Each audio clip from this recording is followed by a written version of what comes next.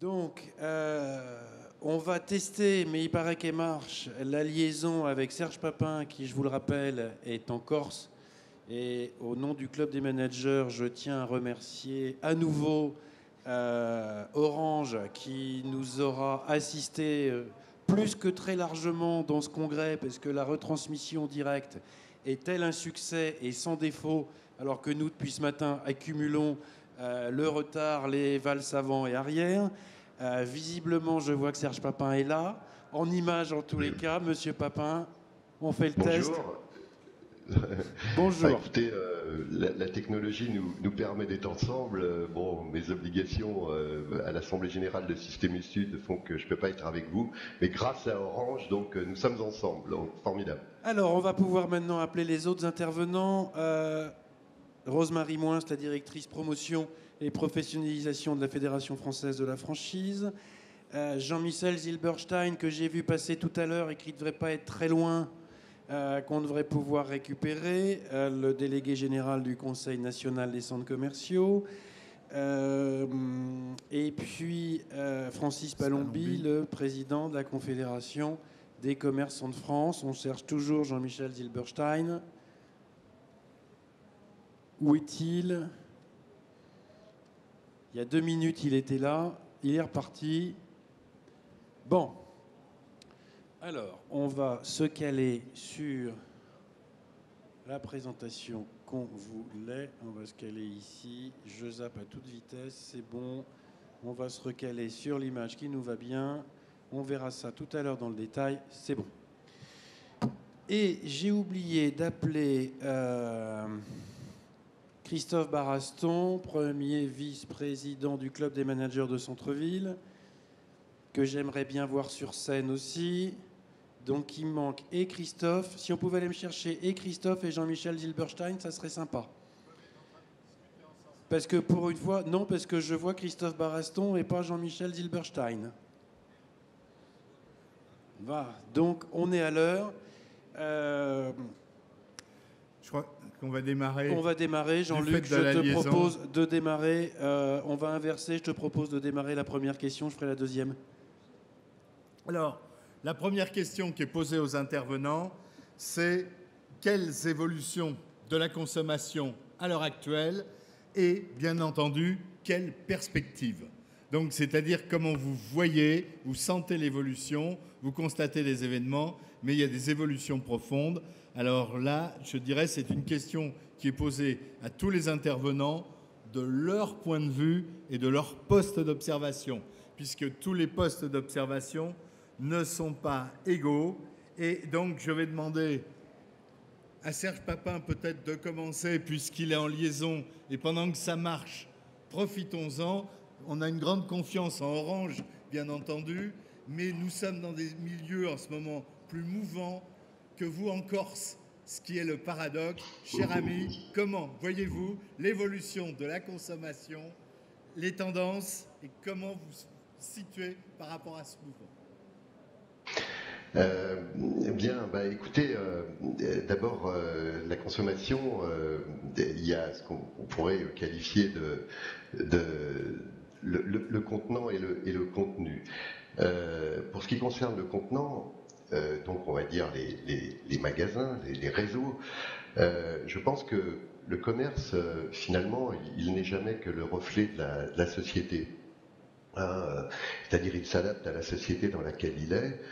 Ce qu'on est en train de constater, c'est que la France, qui est un pays extrêmement rural, puisque 36 000 communes en France, plus que dans la première Europe des 10, par exemple, finalement, c'est un pays qui est en train de s'urbaniser. Et finalement, ce sont les très grandes villes qui structurent, qui sont en train de structurer la société française. Finalement, on dit plus je suis du Loire-Atlantique, on dit je suis de Nantes, on dit plus que je suis du Nord, je suis de Lille. Et c'est bien ces grandes métropoles qui sont en train finalement de prendre le leadership, on pourrait même dire, sur les régions, sur les départements c'est sûr, mais voire sur les régions. Ce qui veut dire qu'on est en train de se réapproprier les centres-villes, et puis les jeunes générations sont des urbains. Ce qui veut dire que en particulier pour ce qu'on appelle la grande distribution, on voit bien que ce mouvement, qui était un mouvement centrifuge dans les années 80, où finalement c'était les constructions de grands retail parks et autour des hyper, ce mouvement-là a pris fin et il est en train de décroître au profit, en effet, d'une réappropriation du centre-ville. D'ailleurs, c'est intéressant, l'idée des managers de centre-ville, c'est bien aussi pour accompagner ce mouvement-là. Donc ça veut dire que finalement tout va se passer en ville. Et alors évidemment, la taille moyenne des magasins s'adapte aussi. On ne pourra pas faire des sites aussi importants, ce qui veut dire que de ce point de vue-là, il faudra conjuguer, je pense, à la fois une grande professionnalisation dans les magasins pour faire en sorte que ça soit une expérience de plaisir pour la visite des magasins. Donc là, il y a un vrai enjeu de formation dans les réseaux physiques, qui en même temps, il faudra que tous les réseaux physiques soient présents dans le digital, puisqu'ils auront probablement un développement de leur offre sur le digital, parce qu'ils ne pourront pas tout présenter dans les magasins dont la taille moyenne, je pense, va se restreindre. Donc ça, c'est en synthèse ce que je ressens, ce que je constate de l'évolution, on va dire, des réseaux. Après, on pourra ouvrir le débat par rapport à ça. Et après, et rapidement sur la relation à la consommation, alors un peu plus dans notre métier, peut-être, on sent que le client est de plus en plus citoyen, il fait attention c'est-à-dire la consommation est aussi peut-être entre guillemets, c'est un acte un peu modestement politique, c'est-à-dire qu'il veut savoir d'où viennent les produits, par qui ils ont été fabriqués, par qui ils ont été produits, qu'est-ce qu'il y a, est-ce qu'ils sont respectueux de l'environnement, de la rémunération en particulier de l'agriculteur pour ce qui nous concerne, ou des PME. Donc il y a toute cette dimension-là. Et puis il y a aussi une dimension santé qui est importante, c'est-à-dire il y a une lucidité, c'est-à-dire la façon dont on consomme. C'est la façon aussi dont on se respecte mieux, on consomme plus n'importe quoi, on est lucide, on est attentif, et donc tout ça conditionne, on va dire, un consommer mieux. C'est-à-dire on a quitté la consommation volumique, qui était celle, là aussi, peut-être de l'époque d'avant. Et là, on va vers du mieux. D'ailleurs, au passage, c'est pas simplement le prix qui conditionne l'acte d'achat, mais plutôt le rapport qualité-prix, ou en tous les cas le juste prix, parce que derrière le prix, il y a tous ces éléments-là, des éléments de santé, des éléments d'endroit où c'est produit, de la façon dont c'est produit, et tout ça compte. Voilà un peu, alors à grande ligne, on pourrait rentrer dans le détail de tout ça, mais ce que je peux observer des évolutions de la consommation tout de suite là, et puis en termes de perspective, ces mouvements-là ont tendance à prendre de l'importance. Merci. Et vous voyez, alors, pour Jean-Michel, Serge Papin nous a situés dans l'espace en disant retour vers le centre-ville, des grandes conurbations qui prennent le pas sur les régions. On est deux quelque part, et du qualitatif profond avec qu'est-ce qu'il y a dans le produit, combien il vaut réellement, et que la chaîne de satisfaction du consommateur soit productive. Toi, avec tes observations, puisque tu as un gros observatoire, qu'est-ce que tu peux nous dire sur les tendances de la consommation ? C'est une question compliquée. Les tendances de la consommation, comme on le perçoit aujourd'hui, c'est une grande aversion pour le consommateur, mais j'allais dire aussi pour le citoyen, de tout ce qui peut être une contrainte. Et donc en réalité, le premier travail que le commerce a à faire, c'est d'essayer autant que possible d'éliminer les contraintes que le consommateur peut ressentir justement à faire cet acte d'achat. La réalité du terrain, c'est que on fantasme beaucoup sur ce qui concerne faire rêver le consommateur, lui offrir effectivement des lieux exceptionnels, etc. Et on oublie qu'en réalité, il y a différents cas de figure. Il y a même pas mal de cas de figure. Pour ce qui concerne par exemple les centres commerciaux, la problématique des grands centres commerciaux régionaux, c'est une problématique d'aller chercher des clients très loin. Et donc il faut leur proposer des choses un peu exceptionnelles, un peu bluffantes, un peu étonnantes. Le boulot par exemple du commerce de proximité, c'est justement de proposer du confort, c'est de proposer des achats pratiques. Et c'est justement d'essayer de faire en sorte de simplifier aussi beaucoup la vie des gens. Donc je crois qu'il ne faut pas tout mélanger, il ne faut pas considérer que chaque site commercial a la même problématique que les autres et que présenter aujourd'hui, par exemple, les grands centres ou les grandes villes, et cette problématique est évidemment très différente de la problématique aujourd'hui, notamment des villes moyennes ou petites, qui, elles, évidemment, ont un problème d'attractivité qui est basé essentiellement sur la performance commerciale, sur la composition commerciale de la ville. Et est-ce qu'aujourd'hui, les centres-villes, notamment des villes moyennes, des villes petites, sont en capacité de proposer à un consommateur qui est vraiment une personnalité extrêmement têtue, d'ailleurs, quand je dis du consommateur, c'est plutôt la consommatrice. Il est têtu, c'est pas un lapin mécanique, on lui dit pas, et on lui dit pas, faut que tu ailles à tel endroit, quoi. Donc il décide souverainement, et il décide souvent d'ailleurs d'une manière assez radicale, et c'est la capacité qu'on a à lui proposer des choses attractives et j'allais dire qui lui correspond dans la modernité, dans la praticité, dans le confort, dans la reconnaissance aussi, parce que la reconnaissance statutaire est un élément aussi très important aujourd'hui dans la relation entre le commerce et le visiteur, c'est-à-dire comment est-ce que je suis reconnu, comment est-ce que je suis reconnu en tant que personnalité. D'ailleurs, c'est valable dans la vie politique, hein. Aujourd'hui, le citoyen, c'est aussi un électeur, et on voit le décalage d'ailleurs. J'ai plutôt tendance à penser d'ailleurs que le commerce c'est plus adapté à ce citoyen que la politique. Bon, ceci étant dit, je considère aujourd'hui que le commerce doit évidemment avoir un temps d'avance sur le consommateur, parce que c'est finalement le commerce qui va inventer le consommateur de demain. Et c'est cette capacité à développer des nouveaux concepts, à faire venir des nouvelles enseignes attractives, performantes, qui vont faire en sorte que à la fois la périphérie vienne sur le centre.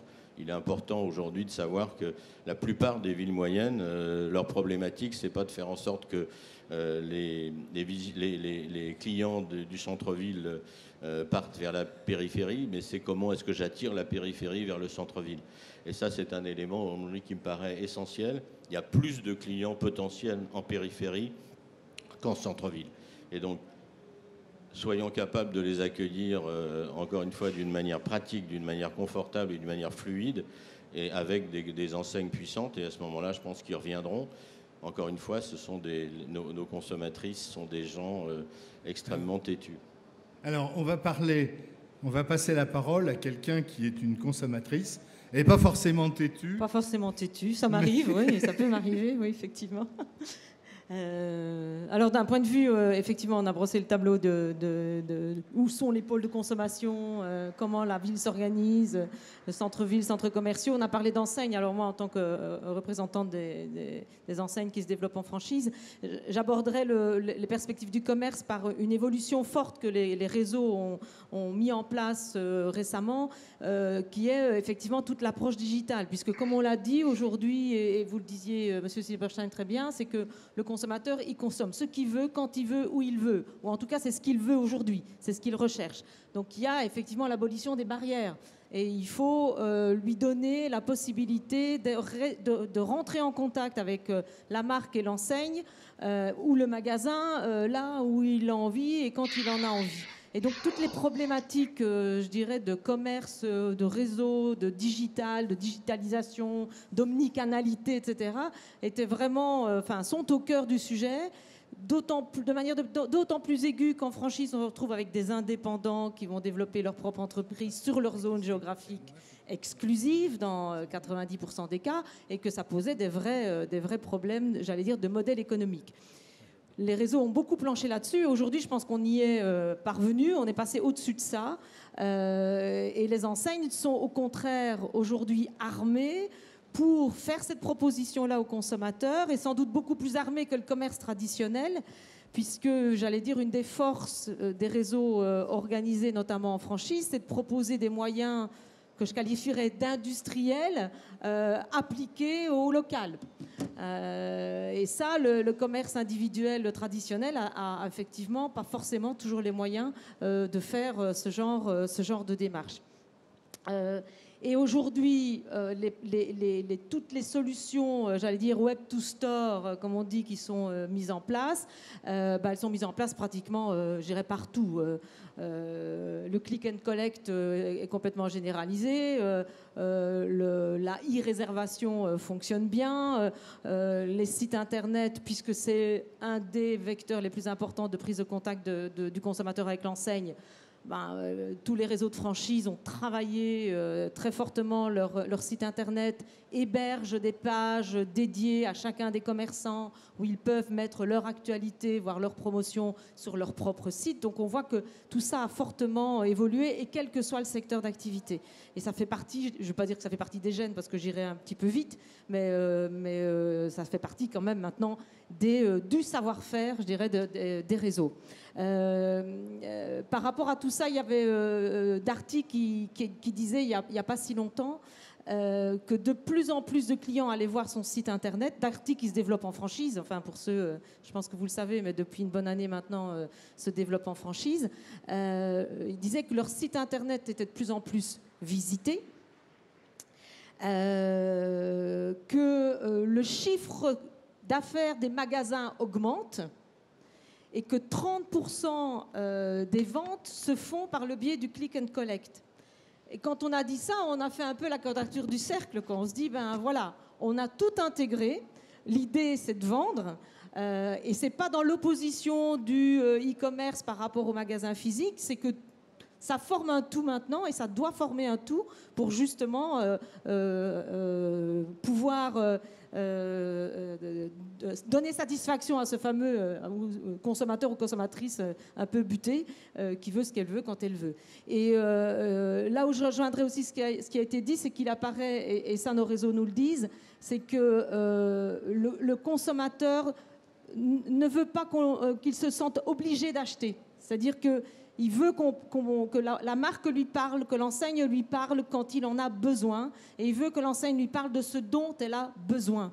Donc il faut arrêter de vouloir vendre à tout prix un nouveau produit pour vendre le nouveau produit, parce que dans l'optique de la fidélisation des clients, c'est peut-être pas la meilleure des choses à faire. Merci. Alors maintenant, je vais me tourner vers Francis Palombi, président des commerçants de France. Donc, tu représentes surtout, Monsieur le Président, les indépendants qui ne sont pas sous enseigne ni en réseau, avec plusieurs fédérations. Quelles sont tes remontées sur l'évolution de la consommation ? Eh bien, écoutez, merci d'abord de m'avoir invité. Merci à Orange pour sa haute technique, pour nous permettre d'être ensemble avec Serge Papin, que je rejoins sur sa définition du urbain périurbain contenant contenu. Alors, moi, je vais vous dire d'abord que les indépendants que je représente, au travers de 18 fédérations, alimentaires, non alimentaires, avec des artisans commerçants, des commerçants, essentiellement situés en cœur de ville, en centre-ville, dans l'urbain. Pour être plus général et ne pas toujours parler de commerce de proximité. Commerce de proximité, ça finit par devenir réducteur, parce que la proximité, elle peut se situer à différents niveaux, à mon sens. Alors, ce que je constate, c'est effectivement, c'est le consommateur qui nous fait évoluer. C'est une interaction qui est en train de se créer entre tous les acteurs, que ce soit l'acteur public, que représentent les collectivités locales, les communautés de communes, les régions, que ce soit les entrepreneurs qui se trouvent en périurbain ou en urbain. Le consommateur est aidé par la technologie, il est aidé par la place importante de l'Internet pour être mieux formé, mieux averti avant d'acheter. Donc ce qui veut dire que nous, que ce soit le fabricant, que ce soit celui qui vend, eh bien, vis-à-vis de ce consommateur qui mène la danse, eh bien, il faut qu'on évolue. Et ce qui est formidable, nous sommes en train de vivre une mutation, une transition exceptionnelle et je considère que c'est formidable de vivre cela aujourd'hui avec des évolutions qui vont se poursuivre au fil des temps. Et ce que je voudrais faire remarquer, c'est que finalement, tous les acteurs du commerce sont en train, eux aussi, d'évoluer. Les centres commerciaux ne sont plus ceux que nous avons connus il y a 20 ans, 30 ans. Moi, je suis d'une génération où j'ai connu les 30 Glorieuses. Donc, une partie des 30 Glorieuses, où il y avait le périurbain en pleine expansion, la consommation accentuée, il n'y avait pas le chômage que nous vivons aujourd'hui. Bon, et l'état d'esprit des consommateurs n'était pas le même. Ce que je ressens, c'est que, comme nous sommes obligés de suivre l'évolution de ce consommateur qui est l'élément vital, que nos centres-villes, peut-être, se sont parfois un petit peu attardés en chemin. Ils n'ont pas perçu ce qui se passait en périurbain. Ils se sont laissés un peu dépasser par les magasins qui n'étaient pas suffisamment attractifs. Parce que le consommateur, c'est un peu... il est avisé, il est éclairé, mais c'est quand même... Le consommateur, il vit une sensibilité, il va où quelque chose l'attire. Hein, c'est très humain tout cela. Hein, c'est très tissu humain, c'est très psychologique finalement. Donc, ce que je peux vous dire, c'est que le monde des indépendants que je représente, et ça, j'insiste, et sur cela, j'insiste beaucoup. Eh bien, ce monde des indépendants, ne croyons pas qu'il est en péril. Il apporte sa spécificité, mais au sein de sa spécificité, qui représente bien sûr la spécialisation, qui représente la qualité, qui représente des produits sélectifs, dans certains cas, eh bien, cet indépendant, au sein de nos villes, puisque je parle quand même de ce qui correspond aux villes, mais en considérant que le tout constitue un véritable global. Hein. Le commerce, c'est un tout, comme l'a souvent dit mon collègue Gérard Atlan du CDCF. Voilà. Donc, je suis très optimiste quant à l'évolution. Nous avons eu le coup de pied au derrière les uns et les autres. Si on avait failli s'endormir, eh bien là, je pense qu'on est tous réveillés, on est tous partie prenante. Et je pense que plutôt que de perdre du temps à dire les périphéries, les centres-villes, les uns contre les autres, à la limite, on s'en fout un peu de tout cela, mais on est tenu, pour satisfaire notre consommateur, eh bien, de se rassembler parfois, d'échanger à d'autres moments. Nous avons chacun nos prérogatives. Hein. Je ne tiendrai pas le même discours que des dirigeants de grandes surfaces ou autres, dans certains cas, pour certaines problématiques, mais ça, c'est du quotidien, c'est presque de l'opérationnel et du pratique. Voilà, moi je pense que ce consommateur, il ne va pas surconsommer, mais il va consommer, comme l'a dit Serge Papin, intelligemment, il va consommer en connaissance de cause, et nous devrons toujours, nous, les distributeurs, avec nos fabricants, eh bien, nous devrons toujours être à la pointe de cette attente de nos consommateurs pour que ce merveilleux acte de commerce soit éternel, soit pour toujours, et de toute façon, l'acte de commerce, ça part du troc, c'est un échange permanent, et je pense que nous avons beaucoup de chance pour tous ceux, comme nous le sommes, qui appartenons à cette catégorie dite d'une manière générale du commerce. Alors justement, Francis Palombi, vous parliez de troc, vous parliez de nouveaux modes de consommation. Il y a un mot qui commence à faire peur à un certain nombre d'acteurs, qui est économie collaborative, avec tout ce qui lui est associé, c'est-à-dire économie circulaire, économie de la fonctionnalité, etc. Certains de nos amis futurologues américains ont même annoncé et la mort du travail. Ça, ils l'avaient déjà fait, je pense à Jérémy Rifkin. Maintenant, ils nous annoncent carrément la fin du commerce. On va reprendre nos intervenants dans l'ordre. Serge Papin, l'économie collaborative, ça vous fait peur ? Je trouve que, d'ailleurs, c'est ce que disait, pour reprendre les propos de Rosemary ou de Francis Palombi, il ne faut pas opposer les choses, parce qu'on cherche toujours à opposer. Et moi, je pense que la période est venue où il faut tout conjuguer, parce qu'il y a de la place pour tout. Et je pense que un commerçant, c'est quelqu'un qui propose du lien. Et ça me paraît très important que nous puissions, dans ce monde qui, en effet, est un monde technologique, où le digital est en train peut-être de changer les choses, eh ben nous on s'aperçoit à contrario que plus on propose de liens qui doivent s'incarner, évidemment dans une relation, plus les gens viennent à la rencontre du lieu. Il y a le lien et le lieu, et c'est une forme aussi de collaboration et qui prend de l'ampleur. Et d'ailleurs, c'est assez drôle, je dis souvent, moi, dans mon réseau, où est la modernité ? Est-ce qu'elle est dans la dernière technologie qui va permettre de payer avec son smartphone sans contact ?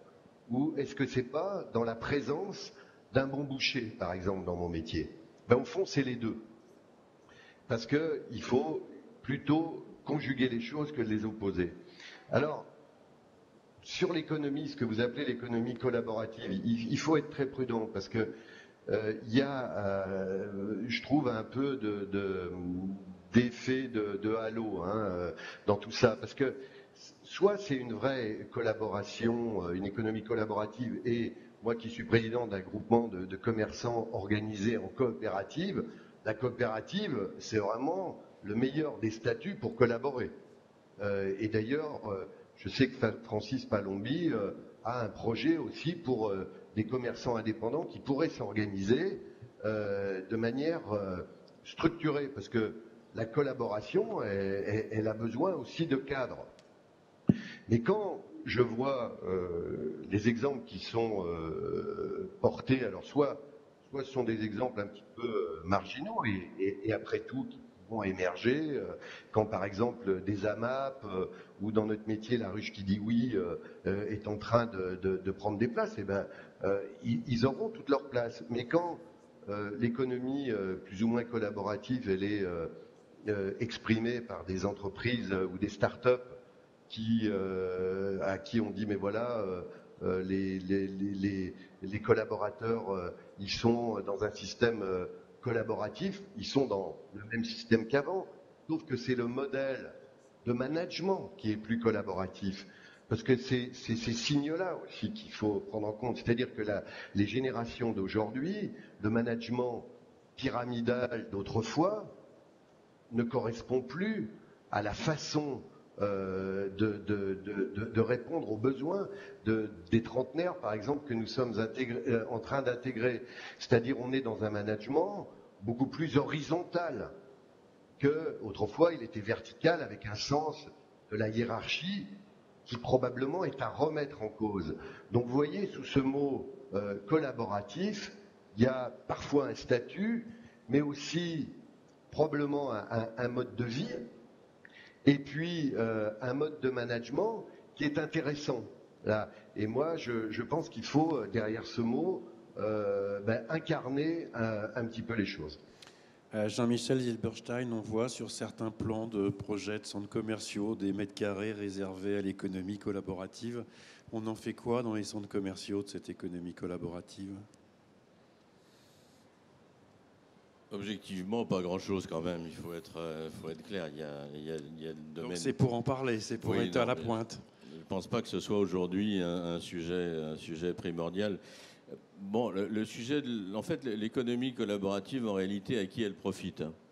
Elle ne profite pas à l'État, parce qu'effectivement, il y a des recettes de l'État qui passent évidemment à l'AS et l'État est perdant. Les projets de taxation sont prêts, oui, je sais bien, mais est-ce que ça profite aux commerçants, en tout cas au commerce traditionnel ? Et je pense que ce n'est pas le cas. En réalité, on peut dire qu'il y a des phénomènes qui accentuent cette économie, enfin les effets de cette économie collaborative. Et je pense en particulier que nous sommes dans dans un état d'esprit de crise au niveau, en tout cas, de nos concitoyens. Et ce niveau de crise, en fait, induit une propension qui est assez française à développer du système D. Et dans l'économie collaborative, on ne peut pas évacuer cette qualité particulière du français de développer du système D quand il se sent contraint. Et ce qu'on peut dire aujourd'hui, c'est que développer du commerce, c'est contraignant. Beaucoup de jeunes Français veulent se développer en entrepreneuriat. C'est extrêmement compliqué, c'est extrêmement cher, c'est extrêmement contraignant, effectivement. Et je pense que l'économie collaborative, en réalité, est une manière pour un certain nombre de jeunes dans notre société de développer des ressources qui sont des ressources qui échappent évidemment aux règles qu'on impose aujourd'hui à des jeunes commerçants qui voudraient se développer dans un cadre traditionnel. Et je trouve effectivement que c'est un problème qui est un problème, à mon avis, qui doit être abordé au niveau politique. Est-ce qu'aujourd'hui, on n'est pas en train de jeter dans les bras du commerce collaboratif des jeunes qui voudraient se développer plutôt dans un cadre traditionnel? Rosemary Moins, en réponse, quand est-ce qu'on crée une crène de franchise qui travaillera sur le commerce collaboratif? Alors, j'en connais pas, pour l'instant, en tout cas. Bien que ce sont des sujets sur lesquels, à la FFF, on va se pencher d'un point de vue plutôt juridique, de voir dans quelle mesure, effectivement, des franchisés pourraient utiliser ou pas. Enfin, bon, voilà. Donc, on commence à quelques réflexions sur le thème, mais effectivement, on n'a pas avancé énormément là-dessus. Moi, je dirais que pour revenir un peu, le collaboratif, c'est aussi le consommateur. Si on revient au commerce et à la manière dont on le fait aujourd'hui, c'est aussi le consommateur qui veut reprendre un peu la main. Et il faut lui laisser reprendre la main. C'est comme ça qu'on voit, et qui a envie d'échanger avec d'autres utilisateurs ou d'autres consommateurs sur des produits qu'il a achetés, voir si l'utilisation était bonne, etc. Et donc ça s'intègre déjà dans les réseaux aujourd'hui, qu'ils soient en franchise ou pas d'ailleurs. Quand on voit Monsieur Bricolage qui lance un site internet qui s'appelle La Dépanne, par exemple, où vous pouvez louer, acheter d'occasion du matériel, où vous pouvez échanger sur la manière d'utiliser tel ou tel outil, etc. Bon, ben c'est une entreprise traditionnelle, on va dire, une enseigne qui met du collaboratif dans son système. Alors, bien entendu, pour ramener le client vers ses magasins. Pas fou non plus. C'est-à-dire que vous avez un système d'abonnement pour vous former à l'utilisation et puis après, voilà, vous transformez. Au plus vous collaborez sur cette plateforme, au plus vous comptabilisez des points qui peuvent s'échanger en bons d'achat. Bon, voilà. C'est des exemples, alors c'est des expériences, je dirais ça comme ça, qui sont en train d'être montées. Mais je pense que l'essentiel là-dedans, sans faire le débat parce que les valeurs du commerce traditionnel, de l'économie traditionnelle et de l'économie collaborative, elles sont différentes. On est passé sur une valeur, je dirais, d'acquisition d'un produit à la valeur d'usage du produit. Donc il faut repenser les choses, mais je pense qu'il est intéressant à garder en tête, c'est que c'est le consommateur qui a besoin de s'exprimer, et c'est lui, comme vous disiez, qui mène un peu la danse. Et il a son mot à dire. Voilà. Alors on avait déjà un consommateur qui s'exprimait dans l'omnicanal, maintenant il va s'exprimer dans l'omnimodèle économique. Ça va devenir compliqué. Francis Palombi, nos chers commerçants indépendants, dont on sait qu'ils ont un peu de mal à passer dans l'omnicanal, comment ils vont gérer en même temps le passage à l'omnicanal et le passage à l'omnimodèle économique et intégrer l'économie collaborative? Alors, moi, je répondrai que la fin justifie les moyens. Et comme Serge Papin, nous sommes des hommes de coopérative, donc coopérative, collaborative, ça se rapproche. Donc, les indépendants, bien évidemment, les indépendants font appel et doivent faire appel, et les indépendants et le monde du commerce en général, eh bien, on doit faire appel à certains moments où, tout au moins, lui-même, l'acteur public, parce qu'on n'en a pas beaucoup parlé, mais il faut en parler, l'acteur public, il ne doit pas s'ingérer dans le monde économique, au sens pur, parce que l'entrepreneuriat, dans un cadre de liberté, doit se faire au travers des entrepreneurs. Mais le cadre, s'il n'y a pas de cadre, il n'y a pas de liberté, parce qu'à un certain moment, c'est la dérive complète. Donc, on l'a vu, peut-être, on s'est laissé entraîner depuis ces 30-35 dernières années, parfois, à ce que les territoires se nourrissent d'acteurs du commerce, peut-être trop d'un côté par rapport à l'autre, mais peu importe. à l'heure d'aujourd'hui, les choses étant ce qu'elles sont et l'évolution étant en marche, eh bien moi, je lance un appel tout simplement par rapport à l'Internet, mais je pense quand même pouvoir dire que les acteurs publics, le gouvernement, celui-là, le prochain, ou peu importe, eh bien, sont soumis, sont dans l'obligation, eux aussi, de rentrer dans la danse. L'acteur État ne doit pas regarder ça de très loin et de très haut. Il ne faut pas que ça devienne la jungle. Alors, le commerce participatif, c'est quand même quelque chose sur un plan psychologique, sur un plan humain intéressant. C'est ce lien social dont on parle souvent dans nos discours, dans nos colloques, dans nos réunions. Le lien social.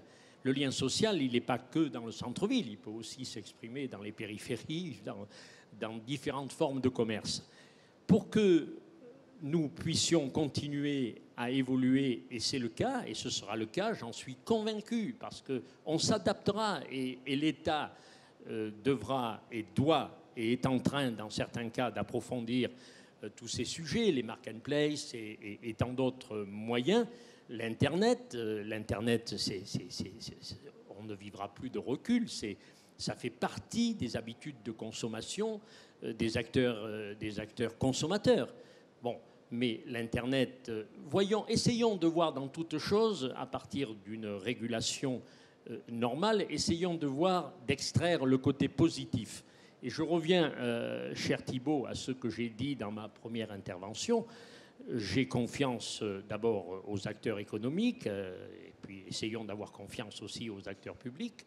Et nos indépendants, eh bien, je vous assure, ils lancent des campagnes de formation. Moi, j'ai dans le domaine alimentaire mes fédérations, je vous assure, dans le mine de Toulouse, dans le mine de Rungis, au travers de la direction de mon ami Stéphane Layani, eh bien, les acteurs indépendants ne souhaitent pas être en reste. Ils ont compris que l'évolution, que la transition était en marche. Eh bien, je vous assure qu'ils sont en train de se réveiller avec nos acteurs et nos acteurs formateurs, hein, les chambres de commerce, les chambres des métiers, les consulaires, tous ces acteurs qui gravitent au sein du monde du commerce vont certainement même peut-être prendre une place encore plus prépondérante à nos côtés. Donc, je pense que le monde des indépendants, on souffre à certains moments, mais on n'est pas toujours les seuls à souffrir hein, par rapport à une crise. On vit quand même une crise qui nous rappelle 1929 quand même. Hein, on vit quand même des choses importantes, très difficiles, mais nous allons nous adapter et j'ai confiance également pour les indépendants. Jean-Luc, il nous reste un quart d'heure pour travailler les deux dernières questions. Je te propose d'aller très vite sur les formes de commerce gagnantes. Tu vas directement au centre-ville ? Non, on est en plein euro. Vous allez me faire, sans justification, le tiercé dans l'ordre des formes de commerce que vous voyez gagnantes. Quelles sont les formes de commerce que vous voyez gagnantes dans le développement ? Le tiercé dans l'ordre, rapidement, pour qu'on puisse réfléchir ensemble sur l'avenir du centre-ville. Serge Papin, vos paris. J'ai pas entendu. Sur Paris, vous avez dit ? Ah non, alors, veuillez m'excuser si vous ne m'avez pas entendu. Je vous demande le tiercé dans l'ordre des formes de commerce que vous voyez gagnantes pour les années qui viennent. Moi, je pense que ce Juste sont les formes de commerce. Oui. Je pense que les commerces qui seront gagnants seront les commerces, vous savez, c'est ceux qui sauront faire du click and bouclard, pour paraphraser une expression, c'est-à-dire d'être capables d'être des acteurs très professionnels dans les réseaux et peut-être au contraire de redonner de l'achat plaisir dans le magasin et qui en même temps sont capables d'avoir la modernité de propositions sur Internet et qui seront conjuguer les deux. On voit bien que ces choses-là commencent à se dessiner. Par exemple, chez nous, on voit les limites du drive et on voit que le fait maison dans un supermarché, c'est quand même un paradoxe. Le fait maison est en train de retrouver une émergence fantastique. Merci de cette réponse. Je me tourne vers Jean-Michel Zilberstein. Ton tiercé, là, on a un couplet gagnant. Hein, ton tiercé, si. Moi, je crois que d'abord, les grands gagnants, ce seront les marques. Ce sont effectivement les marques. Et j'ai le sentiment aujourd'hui que le consommateur, la consommatrice a besoin de repères. Et on voit bien aujourd'hui que des marques qui savent, des marques intégrées en plus, qui savent effectivement proposer des produits innovants, modernes, dans des conditions économiques qui sont des conditions économiques très satisfaisantes, sont probablement celles qui vont gagner. Donc je pense dans un premier temps, et c'est pour ça que complète, c'est le tiercé, c'est complémentaire. C'est pour ça que quelque part, je pense que pour revenir à ce que disait tout à l'heure notre ami Palombi, je pense que le commerce indépendant aujourd'hui, il a un rôle très important à jouer en complément en fait des marques, en complément en fait de ce que le consommateur lui recherche en priorité. Et je pense que le trio gagnant, en tout cas pour les années à venir, ça va être la marque qui à la fois fabrique. Si on prend par exemple un produit textile, on voit bien aujourd'hui que Primark fait la différence par exemple avec le commerce textile sur tout simplement le fait qu'on intègre à la fois la fabrication et la distribution, et on arrive à des produits qui sont des produits que le consommateur trouve attractifs par exemple. Merci. Rosemarie, brièvement aussi. J'oserais pas dire le commerce organisé, parce que monsieur à côté, il va se lever tout droit. Mais force est de constater, enfin ça va un peu dans le sens, une marque innovante qui se renouvelle. On a parlé d'un métier de commerçant qui était compliqué. Quand on se développe en réseau, ça permet justement de diminuer cette complexité, de sous-traiter un certain nombre de sujets dont la tête de réseau va s'occuper pour que le commerçant soit plus performant, soit à l'écoute de son client, on en revient à ça, et puisse satisfaire son besoin. Alors, ça ne veut pas dire qu'il y aura que des commerces sous marque. Et le commerce indépendant, on a parlé d'équilibre là tout à l'heure dans la table ronde précédente. Effectivement, et là, la carte service spécifique, innovation, terroir, voilà. Je pense que les commerçants indépendants, il ne faut pas qu'ils se battent contre Primark, par exemple. Ça ne sert à rien. De toute façon, ils vont perdre.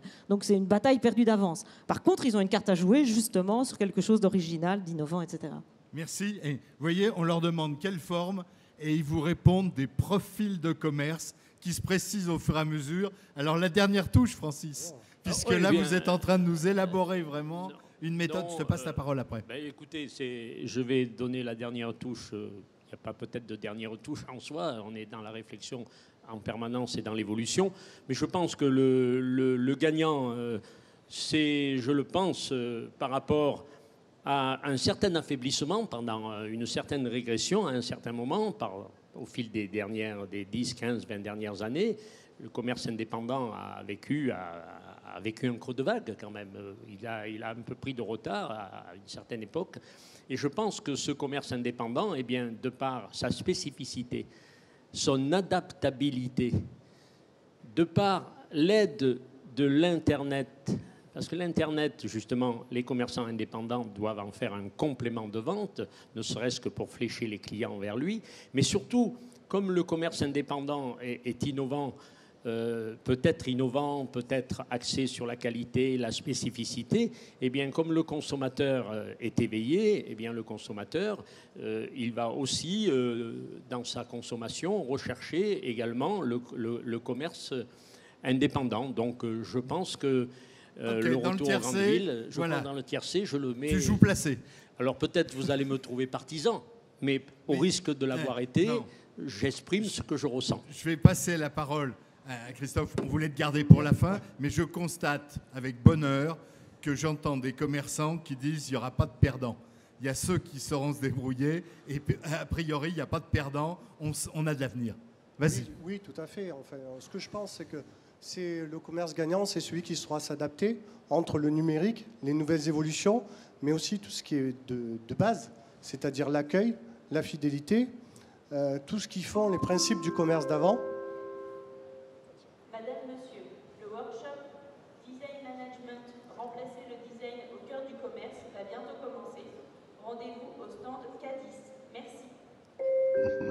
Tu peux enchaîner. Je peux enchaîner. Et aussi tout ce qui est produit de qualité. Et effectivement, là, l'indépendant peut jouer aussi sa carte au niveau de tout ce qui est créatif, mais aussi, pourquoi pas, la spécialisation au niveau des produits et avoir quelque chose qui sort de l'épingle du jeu, puisqu'effectivement, le consommateur maintenant est acteur, et d'un côté, il veut une expérience achat, et puis le lendemain, ben, il fera un acte d'achat citoyen, si on peut dire entre guillemets, dans l'environnement. Voilà. Il y a un mot, juste Thibault. Francis, il nous reste 6 minutes. Juste un mot, Thibault. Je connais tes contraintes de temps. Il y a un mot que j'ai oublié dans mon intervention la dernière, les start-up. Vous ne croyez pas que c'est formidable? Ces jeunes qui, à 2, à 3, créent des nouvelles entreprises qui s'orientent vers une destination. Ceux-là aussi, il faut les compter parmi les gagnants. Il nous reste 6 minutes parce que j'ai une énorme contrainte horaire. Notre partenaire Orange doit passer précisément à 15h35 parce qu'après ils partent. Voilà. Et on ne peut pas, au sein du club des managers, faire ça à nos principaux partenaires et vu le service et la prestation technique fabuleuse qu'ils ont faite. Donc je vais malheureusement plier tout le reste de la salle et volontairement et avec plaisir aux contraintes d'Orange. Donc il nous reste 6 minutes chrono pour terminer. Donc Francis Palombi, je vais te demander un énorme effort. Sans slide, sans rien, tu vas nous parler en 3 minutes du projet de coopérative qu'évoquait Serge Papin. Et je vais demander aux 4 autres intervenants en 1 minute de dire si tu as raison ou tort. Alors ça peut être oui ou non, hein, ça peut être très rapide. Eh bien, tu écoutez, as 3 minutes chrono, Francis. Écoutez, merci déjà, c'est déjà bien.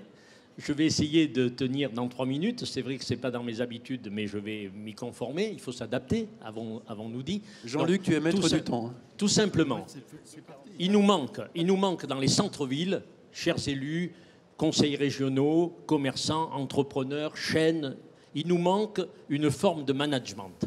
Une forme de management d'outils d'organisation, d'outils économiques.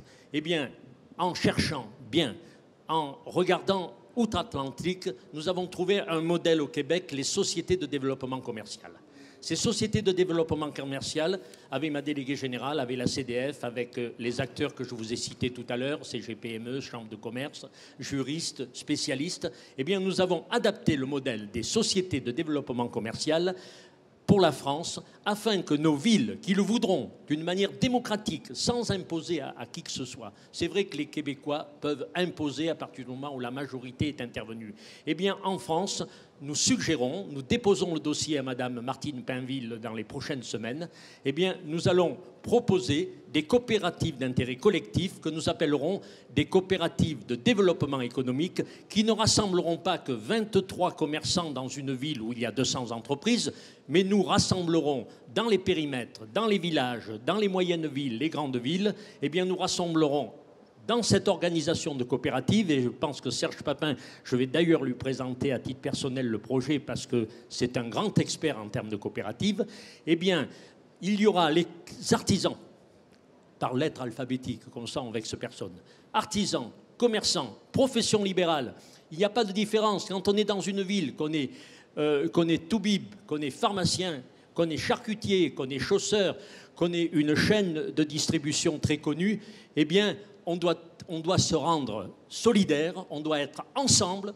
entrepreneurs que vous êtes, que nous sommes, pour gérer le centre-ville en collaboration, en coordination, facilité par l'acteur public, la collectivité locale, les communautés de communes. Voilà le projet que nous portons et que nous suggérons à Madame la Ministre pour qu'une loi, une première lecture, pourquoi pas au premier trimestre 2017, il faut toujours rêver dans la vie pour avancer, eh bien pour faire naître cet outil économique au profit des centres-villes. Et comme l'a dit Serge Papin, le contenu, on va se faire plaisir encore davantage. On va aller encore plus vite pour mettre de nouveaux outils. Voilà, merci de votre attention. 2,45. Serge Papin. T'es meilleur quand t'es court. T'es excellent quand t'es court. En termes de coopérative et en 30 secondes, j'ai bien compris que le rendez-vous était pris entre vous deux et que vous étiez tous les deux futurs coopérateurs. Vous en pensez quoi de ce type de projet? En 30 secondes. Moi, j'en pense que du bien. Je suis prêt à échanger évidemment avec Francis sur cette question-là. Mais c'est juste pour être un peu taquin. Je suis pas sûr qu'il aille voir que le ministre ou la ministre du Commerce. Il faudra aussi aller voir le ministre de l'Économie parce que la ministre du Commerce, parfois, j'ai l'impression qu'on la voit pas, qu'on l'entend pas, qu'on la lit pas. J'aimerais qu'elle soit un petit peu plus présente. et puis que enfin les pouvoirs publics prennent conscience que les acteurs français, les acteurs physiques ont besoin d'être accompagnés, qu'ils ont besoin, on regarde aussi à la fiscalité, qu'on enlève tous les carcans qu'on nous met, et pendant ce temps-là, tous les groupes internationaux américains, pour la plupart, se développent, et on leur fait des tapis rouges, et je trouve ça bien dommage, et je trouve que la vision qu'exprime Francis pour les indépendants est une vision moderne, et je l'encourage, et il faut vraiment que... Rupture du son et de l'image. Jean-Michel, tu veux en profiter pour prendre la parole? Oui, je crois que ça va vraiment dans la bonne direction.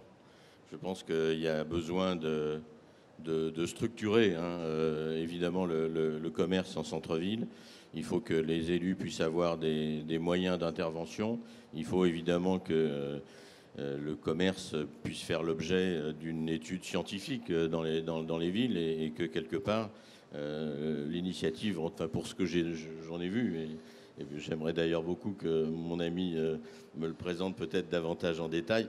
En tout cas, ça va clairement dans la très bonne direction, et bravo pour cette initiative. Alors visiblement, on est en train d'aller vers l'union sacrée du commerce, donc oui, il y en a certains qui appellent ça politiquement autrement. Rosemary, 30 secondes. Vas-y. Chrono, Rosemary, s'il vous plaît. Non, mais je pense qu'effectivement, de toute façon, toutes les initiatives qui ont pour objet de rendre le commerçant plus fort ou la ville plus forte, elles doivent être saluées. Alors, cette forme-là est manifestement assez innovante pour rassembler des populations qui sont sur des activités différentes, et c'est parfait. Enfin, de toute façon, on voit bien que c'est la mutualisation qui est gagnante aujourd'hui, c'est la mise en commun, c'est l'intelligence collective, voilà, et ça, c'en est un exemple, donc allons-y. Et avec les managers de centre-ville, je fais un petit clin d'œil à Robert Martin, que je remercie de travailler sur ce projet avec nous, parce que lui, il sera sur le terrain avec ses équipes, avec ceux qu'il aura formés, avec les CCI et d'autres acteurs. Alors, vous aussi, vous êtes dans la boucle, cher Robert. On peut vous applaudir. Christophe, et on peut t'applaudir. Merci, bravo pour ton congrès. Christophe. Pour conclure, effectivement, toute bonne initiative est bonne. Le fait de mutualiser et de collaborer, effectivement, ça peut être une bonne chose. Ce que j'allais dire, c'est que effectivement, les clubs de managers, nous aussi, en tout cas à notre modeste niveau, on essaye de créer des synergies et justement de faire collaborer tous les acteurs locaux pour le développement du commerce et de l'artisanat de proximité. Merci, c'est la fin de cette table ronde. Merci à toutes et à tous. Merci à Serge Papin de nous avoir suivis de Corse. Merci encore à Orange d'avoir assuré.